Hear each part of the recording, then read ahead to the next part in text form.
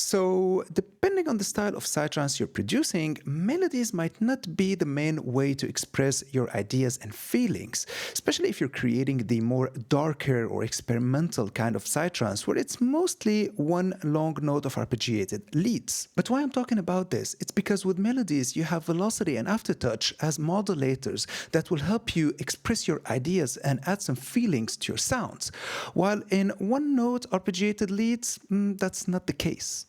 And that's why in today's tutorial, I want to show you this little magic knob that will help you express yourself and add a nice humanized feeling to those chaotic mechanical sounds. Hello Internet and welcome to a new tutorial.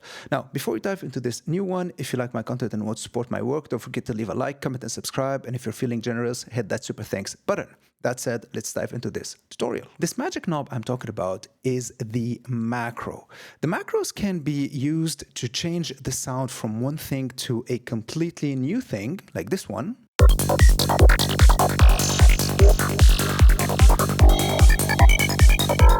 Or it can help you find a sweet spot that you like and make the sound your own, like this one.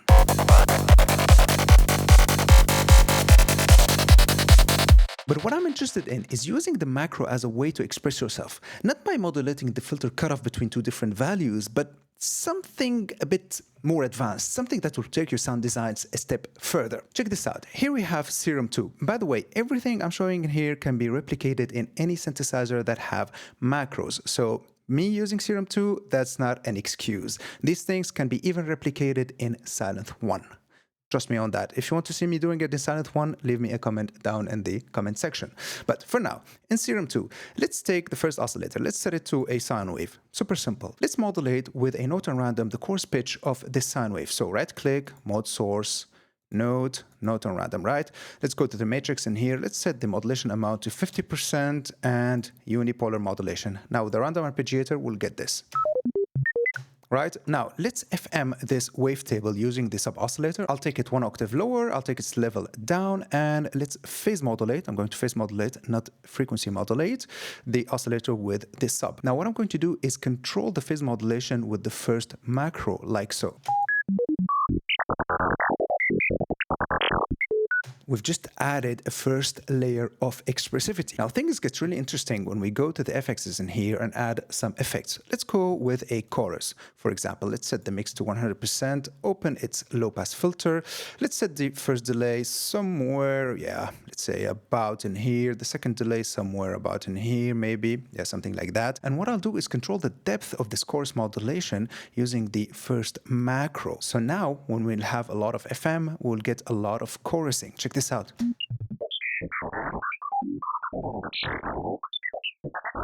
Right, things are getting really interesting. Now, what I'm going to do in here, see this feedback? I'm going to control it with the second macro. So we'll have two macros controlling three different parameters at the same time of the synthesizer. So let's take this macro, put it on the feedback, somewhere about in here, and I'm going to route these macros to my MIDI controller so I can control them with the MIDI controller.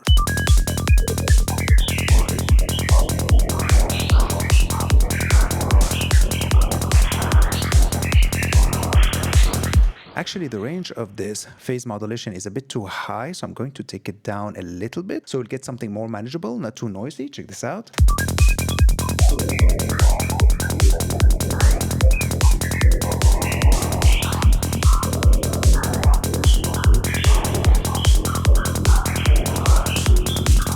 By the way, did I mention that this patch is part of my upcoming Psyche Volume 3 preset bank for Serum?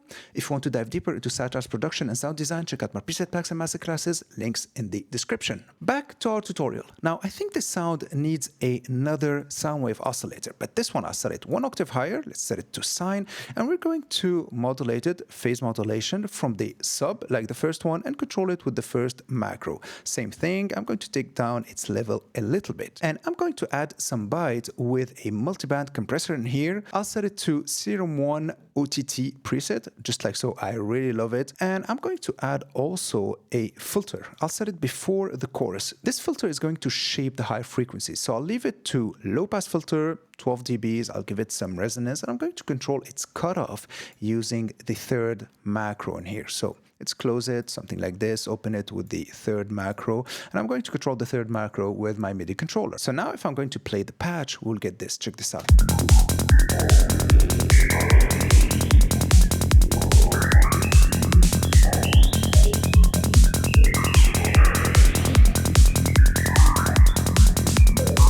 Now, what I really love about macros is that we can use them to control several parameters across several devices or several plugins. And you don't need a modular kind of DAW like Bitwig or Ableton to do so. In this example, I'm going to use my MIDI controller as a main macro, and I'll use it to control both Serum and Infiltrator with one single knob. I mean, check this out. So here I have Infiltrator, and I have this very basic beat repeat preset, right? Sounds like this.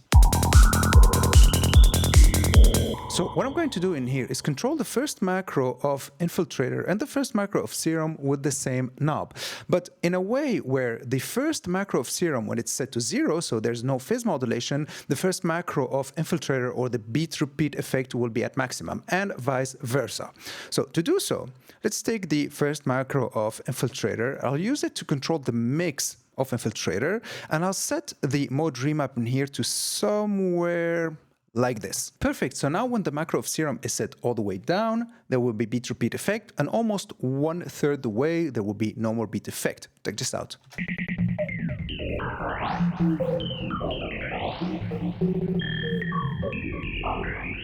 And with the kick and bass, we'll get this.